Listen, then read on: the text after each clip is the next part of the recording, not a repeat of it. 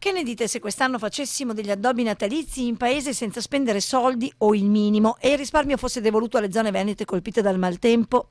A porre la domanda, che peraltro sta già trovando numerosi consensi, è il sindaco di Galliera, Stefano Bonaldo.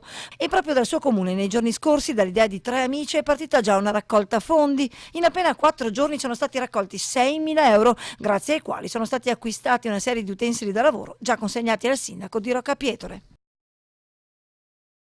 Cittadella è terminato nelle scorse settimane ad opera del distretto di polizia locale PD1A, in collaborazione con i carabinieri della caserma di Cittadella, il percorso di formazione dei gruppi di volontari pronti a dare vita al nuovo controllo di vicinato. Nei prossimi giorni, come previsto dal protocollo approvato dal prefetto, saranno operativi in Borgo Bassano, in via Trieste, in via degli Alpini e poi in Borgo Treviso, nella zona di Pozzetto, a Santa Maria, in Borgo Padova, in via Mottinello e a San Martinara.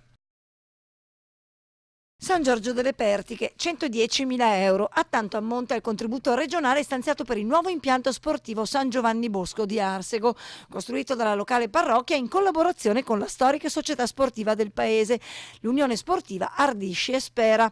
Un'opera importante per la comunità di Arsego, ma destinata anche a diventare un punto di riferimento per tutto il territorio dell'Alta Padovana.